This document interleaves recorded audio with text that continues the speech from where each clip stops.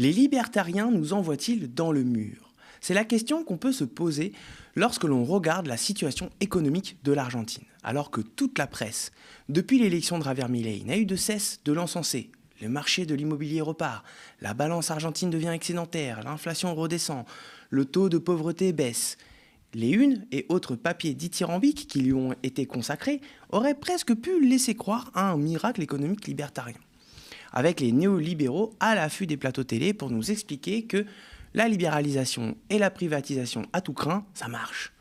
Sauf qu'aujourd'hui, l'Argentine de Javier Milei fait face à ce qui ressemble à une véritable crise monétaire. Le peso dévisse, la bourse aussi, et les réserves de dollars du pays s'épuisent. Les investisseurs, de leur côté, très inquiets depuis la défaite du camp Milei lors d'élections locales à Buenos Aires, sur fond de scandale de corruption, partaient pour prendre la poudre d'escampette. Pour calmer tout ça, il aura fallu l'intervention providentielle de l'ami Donald Trump, en fournissant des liquidités en dollars notamment. Le grand némésis de l'économie argentine, comprenez le FMI, est aussi passé par là, prêtant de sa propre poche 20 milliards, toujours grâce à l'appui de Washington. Javier Milei et l'Argentine sont donc pour le moment sauvés. J'insiste sur les guillemets. Mais à quel prix? L'Argentine peut-elle continuer comme ça avec une économie arrimée et ultra dépendante des USA et du FMI? Le miracle libertarien n'est-il finalement qu'un leurre qui ne pourrait conduire autre part qu'au désastre? Que disent les récents revers électoraux du clan du président argentin? Les péronistes de gauche ont-ils espoir de reprendre le pouvoir en 2027? On parle de tout ça tout de suite dans l'entretien d'actu.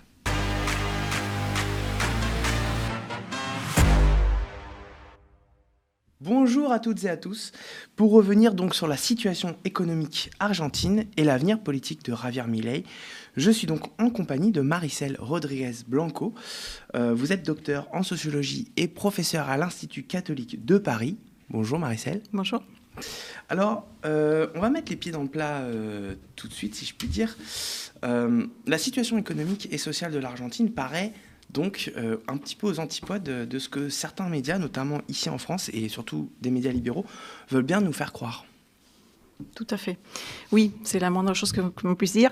Donc il y a toute une narrative médiatique depuis l'arrivée des Milei au pouvoir, qui est vraiment aux antipodes de ce qui se passe réellement pour la population argentine, c'est-à-dire pour les Argentins argentines, des classes populaires, des classes moyennes.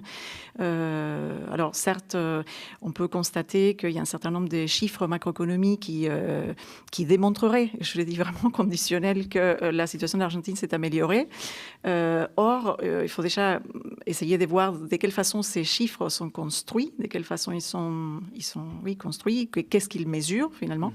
Et la deuxième chose, c'est que quand on regarde la réalité, en fait, on enquête sur ces pays-là, on regarde la réalité des zones urbaines, des zones rurales, on s'aperçoit qu'il y a un certain nombre d'éléments qui vont très mal, en fait. La population va très mal. Et les effets de ces mesures-là se sont vus tout de suite depuis l'arrivée des Milei au pouvoir. Effets qui sont délétères, notamment concernant l'augmentation du chômage, concernant également la pauvreté chez, par exemple, les enfants, chez les femmes, en fait. La perte du pouvoir d'achat, qui est très importante. La situation vraiment terrible que vivent les retraités en ce moment. Et je ne parle même pas des populations qui ont des besoins plus spécifiques, comme par exemple les personnes qui sont en situation de handicap. Pour les femmes et les enfants, c'est particulièrement problématique. Pour les zones rurales aussi, c'est-à-dire que les chiffres qu'on a vus tous dans la presse être mobilisés en annonçant une diminution de la pauvreté vraiment magique, voilà, à l'issue des politiques des Milei. En fait, c'est des chiffres qui sont produits par les institutions officielles en Argentine, mais qui analysent seulement qui construisent un échantillon sur les zones surtout urbaines. C'est une population qui n'est pas du tout représentative du pays. On a plus de pauvreté dans les zones rurales. Savoir que la méthodologie est peut-être un petit peu biaisée ou perverse. C'est pas. Alors, on parle là. Il y a des façons de corriger les biais, statistiquement parlant. Il y a des corrections à ces biais. Mais cependant, c'est plus une question de construction conceptuelle de la notion de pauvreté. En fait, moi, j'estime qu'on ne peut pas analyser la situation d'un pays, en l'occurrence de l'Argentine, en en partant seulement en fait d'une notion très réduite de pauvreté qui serait non seulement une pauvreté monétaire, donc ce qui est déjà une notion très réduite des ressources, parce qu'on sait très bien que les ressources ne sont pas seulement monétaires, en fait, on peut avoir d'autres types de ressources, donc ça, ce n'est pas du tout compris dans la notion de pauvreté. Mais par ailleurs, par exemple, il y a un certain nombre d'éléments qu'on ne comprend pas dans cette notion-là et qui, par contre, peuvent être compris dans les cadres de la notion de précarité. Donc, c'est, en sociologie, par exemple, et je pense que les études sociologiques et politiques sur les politiques sociales, la situation argentine permettent de comprendre qu'il y a une difficulté d'accès aux services publics. En fait, Milei a mis en place un plan systématique des casses des services publics. Et sans services publics, je vois mal comment un pays peut se développer. Ouais. Et en tout cas, il a promis que le pays, il allait se développer. Et donc, sans développer justement les services publics, sans faciliter l'accès aux services publics. On se souvient de sa campagne avec sa tronçonneuse, quand il se mettait en scène en train de virer des étiquettes de ministères en mode allez hop, ça dégage. Exactement. C'est ce qu'il a fait. Il a fait parce qu'il a fusionné, on se rappelle, tous ces ministères, il a fusionné en 8 ministères seulement, et notamment des ministères très importants, qui sont des ministères, par exemple, du développement social en Argentine. Maintenant, il est fusionné au sein d'un gros ministère du capital humain, comme il l'appelait. Et la réalité, et par ailleurs, il y a des ministères qui ont disparu, comme le ministère des femmes, de genre et des sexualités. Il a complètement disparu de la carte. Il a été diminué, on va dire, au stade de secrétariat, avec toutes les conséquences qui vont avec, en fait, pour une grosse partie de la population qui sont des femmes. Ouais. Et jusque maintenant, on avait quand même des promesses de développer beaucoup plus l'égalité entre les femmes et les hommes, de développer aussi la lutte contre les violences sexistes et sexuelles, et parmi d'autres dossiers important. Alors, je vais poser une question un petit peu volontairement caricaturale et provocatrice. Est-ce que c'est un début de preuve de l'échec de l'idéologie libertarienne ? Alors, idéologie libertarienne. Bon, déjà, ce qu'il faut dire tout d'abord, c'est que idéologie libertarienne, c'est le résultat, surtout d'une construction médiatique du personnage de Milei, plus que d'une idéologie vraiment cohérente ou avec une partie programmatique. Et c'est pas du tout, il ne s'agit pas du tout d'un programme cohérent. On l'a vu à plusieurs reprises avec Milei. Il s'agit plutôt de faire le buzz dans les médias. Il s'agit d'un rapport aux médias qui lui a été très favorable, en fait, depuis la construction de son personnage comme candidat et puis jusqu'à son arrivée au pouvoir et après. Donc, idéologie libertarienne, il n'y en a pas vraiment. C'est plutôt, ce qu'on a vu, en tout cas, c'est un projet qui a été déjà mis en place en Argentine à 2 périodes au moins, même si ça n'a pas été toujours le même projet, exactement les mêmes projets. Mais Mauricio Macri, tout à fait. Carlos Menem dans les années 90 et Mauricio Macri en 2015-2019. Donc, des projets qui se fondent sur l'austérité, un plan radical d'austérité, sur la privatisation des entreprises, sur, ils sont affectés, tous ces projets-là, les services publics, de façon assez importante. Et puis, sur l'endettement. Il faut se rappeler, et vous l'avez rappelé dans votre propos initial, Milei qui avait promis, pourtant, lors de sa candidature et lors de son discours présidentiel, qu'il n'allait jamais, en fait, s'appuyer sur... Enfin, il allait développer l'Argentine, mais de façon à ce qu'elle soit pas dépendante, justement, qu'elle soit libre. Il avait cette idée de liberté, au fond, que beaucoup des secteurs ont acheté d'une certaine manière, ils y ont cru. Donc, au contraire, il endette le pays, il endette cette population vraiment dans la lignée de ce qu'a fait là les élites qui ont gouverné autrefois l'Argentine et qui d'ailleurs, il a intégré à son gouvernement. C'est la fameuse caste qui... Voilà. Par rapport au FMI, justement, parce que c'est un des principaux postes d'endettement. Oui. Je parlais en introduction tout à l'heure des 20 milliards que le FMI a prêté de sa poche. C'est 40 milliards au total, si on prend le chiffre total du prêt du FMI, qui déjà s'ajoute aux 56 milliards de 2018, à l'époque encore de Mauricio Macri, que l'Argentine n'arrive déjà toujours pas à rembourser. Je veux dire, là, à quel moment l'économie argentine peut se sortir de ce bourbier en restant comme ça, dépendant du FMI ? En fait, c'est clair qu'en restant dépendante des capitaux étrangers et de l'endettement, parce que l'Argentine est endettée, il faut le rappeler, depuis la dictature militaire, de 76 à 83, et depuis, elle ne cesse de payer les intérêts de la dette. Et donc ça veut dire une hypothèque pour ces Argentins et Argentines à vie, et pour les générations aussi à venir. Donc c'est ça qui est ce qui est difficile à comprendre, en fait, peut-être d'ici, à partir d'une vision européenne, c'est qu'il y a toute une société qui a futur, en fait, elle est endettée. Et voilà. Donc ça, c'est une barrière, un obstacle majeur au développement, qui par ailleurs devrait passer par des politiques qui développent la connaissance, développent la science, développent les institutions scientifiques, pour justement avoir de la connaissance produite en Argentine et pas importée, mais aussi qui développent l'industrie, qui développe l'économie. Or, Milei a détruit les tissus locaux économiques. Les PME en Argentine sont détruites. Il y a une baisse aussi de la consommation, une baisse de pouvoir d'achat, une baisse de la consommation. Les gens vivent avec leurs dollars qui sont épargnés. Donc la situation, elle est assez... de ces points de vue-là, en fait, quand on regarde la chose globalement et avec une vision plutôt systémique, elle est dramatique, en fait. Oui, puis sur la question de la monnaie, parce qu'on parle quand même à la base de crise monétaire, notamment les réserves de dollars qui sont exsangues. On a par exemple justement l'industrie manufacturière qui est en baisse, la production manufacturière est en baisse, donc du coup on dépend davantage des importations. Les exportations sont en baisse aussi, c'est une économie qui dépend excessivement de l'extractivisme et donc des exportations. Donc évidemment il n'y a plus de dollars qui rentrent, il n'y a que des dollars qui sortent, donc effectivement il n'y a plus de réserves, il n'y a plus de monnaie, le peso se dévalue. Tout à fait. Oui, vous avez raison de signaler le principal problème derrière tout ça, enfin les problèmes des fonds. C'est toujours les problèmes du modèle économique de l'Argentine qui ne cesse d'être un modèle extractiviste. Donc, tant qu'on n'est pas sorti de ces modèles-là, on ne sortira pas de cette dépendance accrue aux marchés internationaux, aux fluctuations des prix internationaux, des produits qui sont, en plus des ressources qui ne sont pas infinies, qui nécessitent par ailleurs une main-d'œuvre souvent formée, très à la pointe et qui est aussi importée, en fait, qui n'est pas local, pour, par exemple, perforer les sols, pour faire des diagnostics des sols, etc., et pour extraire ces ressources.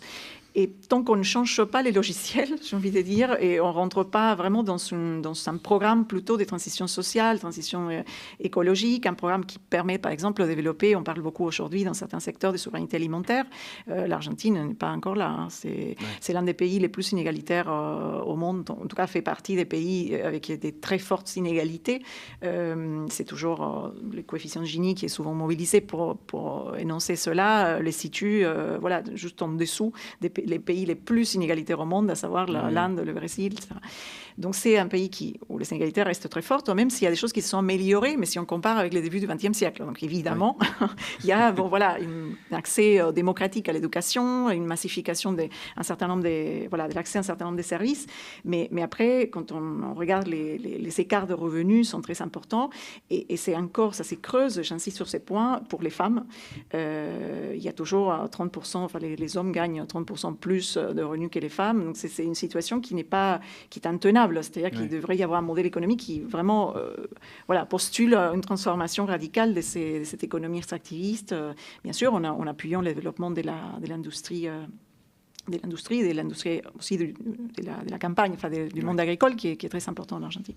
Mais est-ce que, parce qu'à un moment donné, quand aux alentours de 2015, il y a eu toute cette vague, entre 2015 et 2017, 2018, pendant 3 ans, là, il y a eu toute une vague un petit peu de dégagisme de la gauche sud-américaine.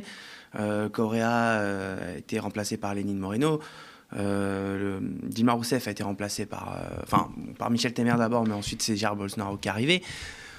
À un moment donné, la gauche a singulièrement perdu du terrain en Amérique du Sud, et le constat, y compris dans le milieu de la recherche, faisait le constat que en fait, l'Amérique du Sud, et l'Argentine y compris, était toujours prisonnière de cette économie extractiviste, et qu'elle devait à un moment donné faire sa mue en économie manufacturière.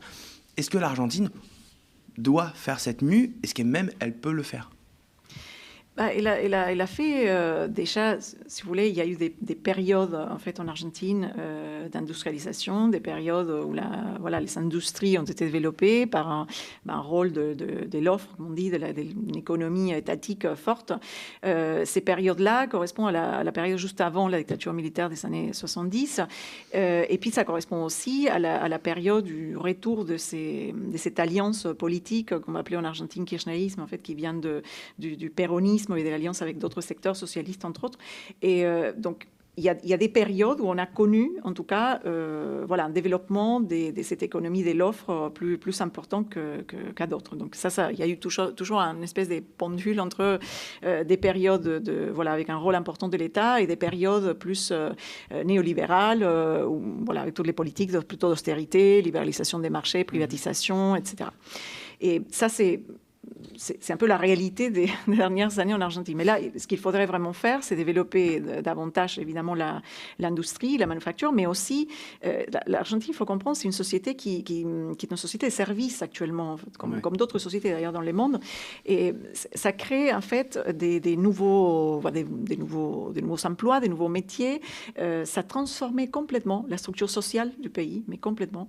Il y a beaucoup de jeunes aujourd'hui, par exemple, qui ne connaissent non seulement pas un travail stable, en fait, mais en plus, ils se projettent vers des métiers liés à cette économie de services, dont une partie, d'ailleurs, est une économie informelle, une économie donc non déclarée, de travail non déclaré. Donc ça transforme complètement le paysage, en fait, social, sociologique de l'Argentine, et c'est ce qui a fait, d'ailleurs, un petit peu les soustrats de l'élection de Milei. C'est-à-dire qu'il y a beaucoup de ces jeunes-là qui ont cru à ces projets un peu magiques, c'est des sauvetages du pays qui passaient par exemple, le fait de proposer une diversité des devises, le fait de dollariser l'économie, etc. Tous ces discours-là qui se sont avérés complètement infondés. Bon, au fond, je pense que le péronisme, il n'a pas encore ces projets-là de transformation du pays, c'est-à-dire des ruptures avec une économie extractiviste. Et ça, de mon point de vue, c'est un problème. Et évidemment, Milei, il a encore moins, c'est-à-dire que l'extrême droite argentine, la droite argentine sont pas du tout positionnés à ces niveaux-là. Milei a fait exactement le contraire que devrait vers une souveraineté, en fait, du point de vue des ressources du pays. C'est une partie de ces mesures du décret, justement, vont contre cela. Et voilà, donc je pense qu'il y a des choses, en tout cas, sur le fond, sur les modèles économiques de fond à repenser. Mais pour vous, comment l'Argentine, parce que tout à l'heure on parlait du FMI, mais il y a aussi quand même les États-Unis qui sont venus prêter main forte. Oui. Comment l'Argentine peut sortir du marasme de cette dépendance, justement, de cette bidépendance, en fait, entre les États-Unis et le FMI? À nouveau, je pense que c'est la question du modèle économique est importante, est très importante. C'est une question qui est posée dans l'alliance qui est en train de se reconstituer, parce que le péronisme, évidemment, a reçu un coup très fort lors du dernier gouvernement d'Alberto Fernandez, et puis lors des dernières élections, en fait, les élections présidentielles où le gouvernement de Milei s'est mis en place.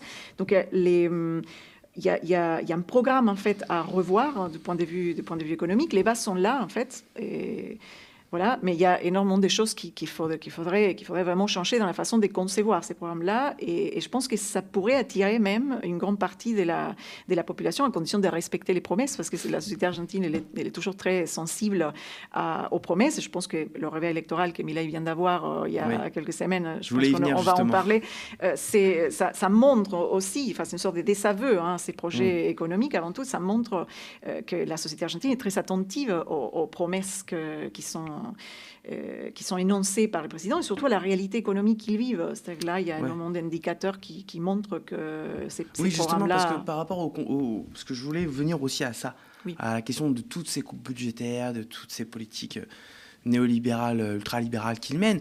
À un moment donné, si les chiffres sont générés par des biais méthodologiques, à un moment donné, où on est réellement le taux de pauvreté, où on est réellement le niveau de la consommation en Argentine, etc.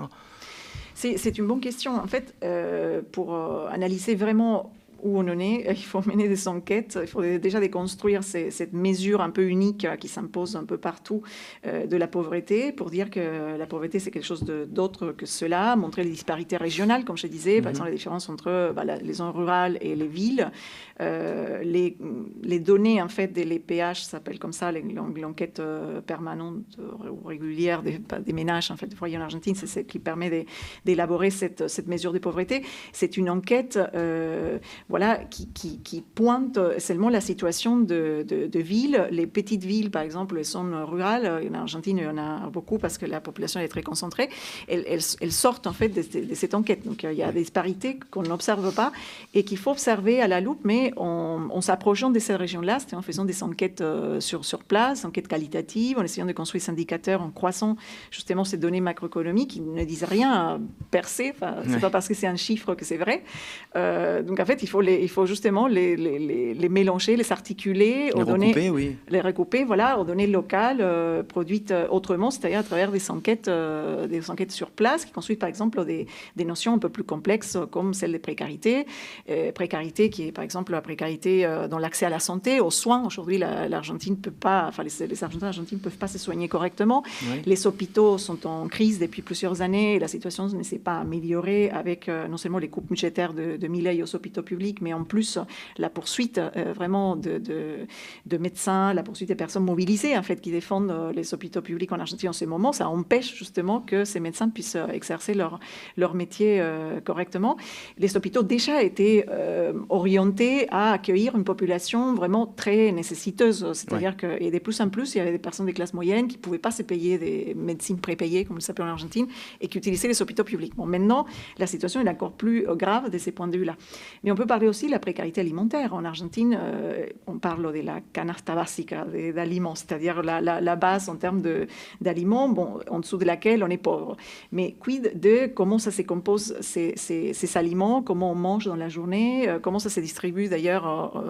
Les personnes d'un même ménage ne mangent pas de la même façon, en fait. Ouais. Donc, il y a plein de petites données qui sont pas si petites que ça, en fait, qui montrent vraiment la réalité de cette précarité alimentaire, qui touche davantage, j'insiste, les jeunes, certains jeunes des classes populaires, de classes moyennes, les femmes, les enfants. Il y a des enfants pauvres en Argentine. Les chiffres, je le savais sous mes yeux il y a un moment, sont vraiment assez drastiques considérant la situation de l'enfance, en fait, de la pauvreté infantile. Et ça, c'est quelque chose qui, quelques indicateurs macroéconomiques ne montrent pas du tout, comme ils ne montrent pas non plus la fermeture des entreprises, ne montrent pas voilà, la fermeture la perte des pouvoirs d'achat et la perte aussi le fait d'avoir perdu son travail, son emploi. Il y a eu énormément de personnes, des milliers de personnes qui ont perdu leur emploi. Et on n'en parle pas de cela. Donc ça, c'est une situation assez grave. D'ailleurs, rien qu'en regardant, parce que si on veut se concentrer sur ces chiffres de la pauvreté, qui aujourd'hui, ça doit être autour des 31,6%, voilà. Et ces chiffres-là, en réalité, il est renvoyé toujours au début du gouvernement de Milei, c'est-à-dire au moment où on avait... à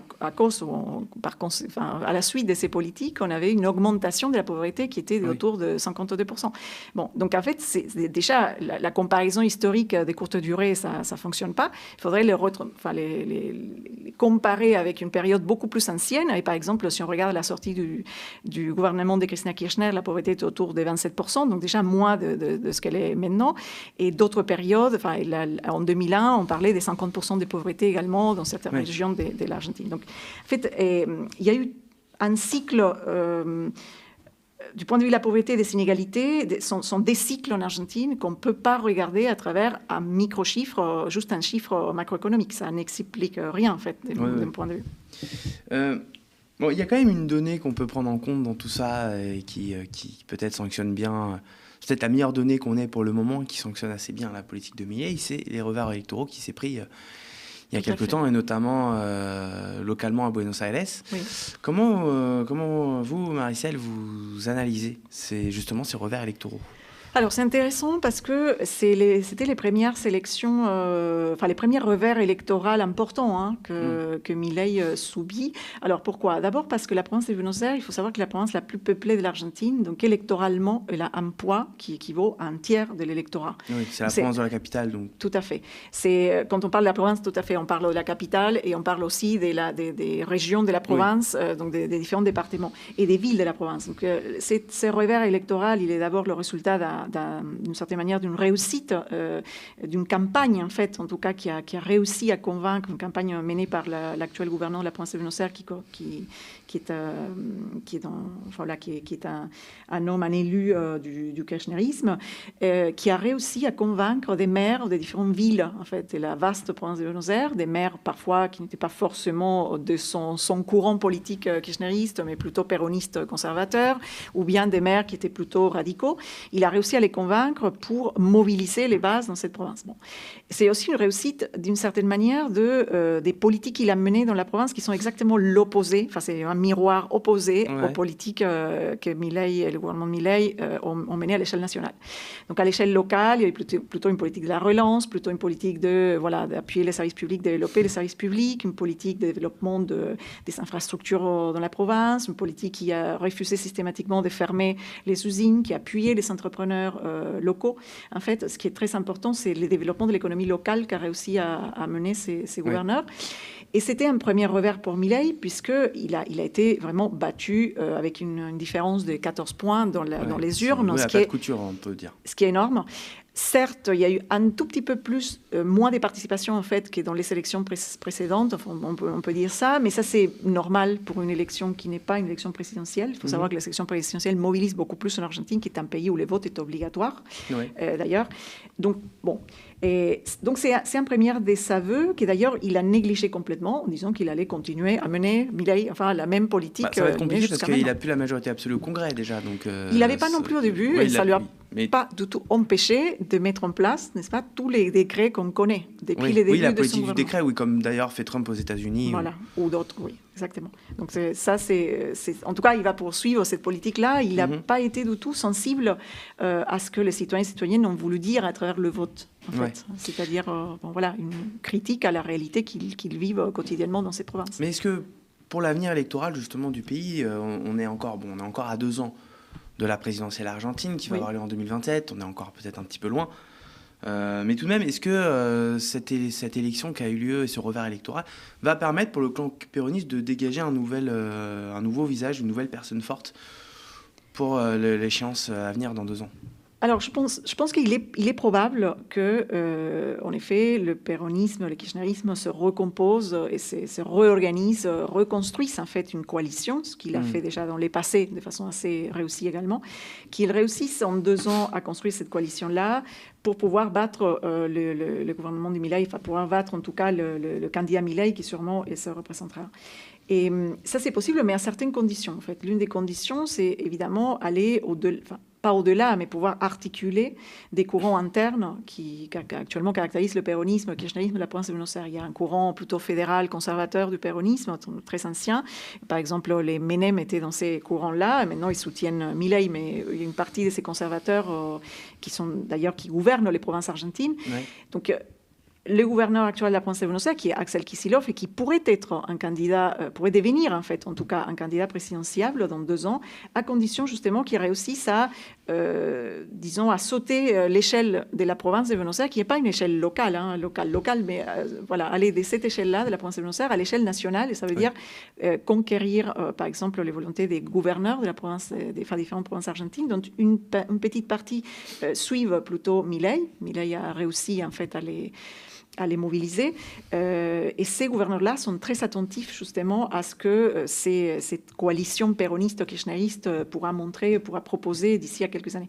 Toujours autour d'un programme qui devrait aussi être construit de façon cohérente et qui est un programme qui est exactement aux antipodes du programme que Milei propose, qu'il a proposé jusque-là. Ouais. Pour finir, j'aimerais faire un petit retour en arrière quand même, parce que quand on regarde la situation... depuis 2 ans, je veux dire, les Argentins, ils ont fait... Je veux dire, les Kirchner, par exemple, c'est pas si vieux. Même Nestor Kirchner, c'est pas si vieux. Je veux dire, la plupart des Argentins ont connu, qui sont en âge de voter, ont connu l'ère Kirchner, ont connu les politiques redistributives. Même si, évidemment, elle a été maille de défense, on en parlait tout à l'heure, vis-à-vis de cette occasion manquée de transformer l'Argentine en économie manufacturière. Mais quand même, c'est une politique qui, un temps, apporte, et pendant un certain temps, en plus, a apporté ses fruits. Comment ça se fait qu'est-ce que Cristina Kirchner et Alberto Fernandez ont raté d'autre que cette histoire d'économie manufacturière pour qu'on en arrive là, pour qu'un personnage comme Javier Milei puisse accéder au pouvoir comme ça? Alors, je pense que ce n'est pas tant le fait que la population soit mécontente avec les politiques redistributives que les gouvernements kirchneristes ont appliquées, ont mis en place en Argentine lors des derniers gouvernements. C'est pas cela qui les affecte ou qui les ont convaincus du fait de voter Milei. C'est plutôt vraiment la déception, une déception assez importante contre ce qui s'est avéré ou ce qui a été évalué à l'époque comme un défaut de gestion en fait très important. C'était des gouvernements, surtout les gouvernements d'Alberto Fernandez, qui s'étaient révélés inefficaces du point de vue de la gestion économique de la crise. Certes, il a traversé des crises assez importantes parce qu'on se souvient, c'était à la sortie de la pandémie. Il a traversé une partie de la pandémie. Il y a une sécheresse, l'une des plus importantes que l'Argentine n'est connue, qui a affecté 3% du PIB de l'Argentine, donc avec des effets assez problématiques. Donc je pense que c'était une déception importante envers la gestion de ces présidents. Les affaires de corruption aussi qui ont affecté l'image de Cristina Kirchner, évidemment, et d'Alberto Fernandez aussi. En fait, il y a eu des affaires, même pendant la pandémie, qui ont affecté son image fortement. Des affaires de corruption qui, d'ailleurs, maintenant, affectent déjà, en fait, l'image de Milei. On a vu qu'il baisse en image positive, en fait, dans la population argentine. Donc, la population a eu un ras-le-bol, en fait, de ces séries de politiques. Et c'est ce que Milei a su très bien capitaliser, justement grâce à ce rapport aux médias. Hein. Et tout ça, c'était très médiatisé. Et c'est ce rapport aux médias qui lui a permis, finalement, de capitaliser, de se positionner dans cette espèce des figures messianiques de sauveurs du pays et de proposer des mesures magiques. Déficit zéro. En Argentine, no hay plata, donc il n'y a pas d'argent. Mais maintenant, finalement, il nous dit qu'il n'y a pas d'argent, mais maintenant, on demande au FMI, aux États-Unis, de nous sauver. Et donc je pense que cette même déception en fait qui a caractérisé la fin de la période d'Alberto Fernandez et les débuts de Milei peut aussi à nouveau en fait se retourner contre Milei. D'accord. Merci beaucoup Marie-Celle. Merci beaucoup d'être venue sur ce plateau et d'avoir participé à cet entretien d'actu.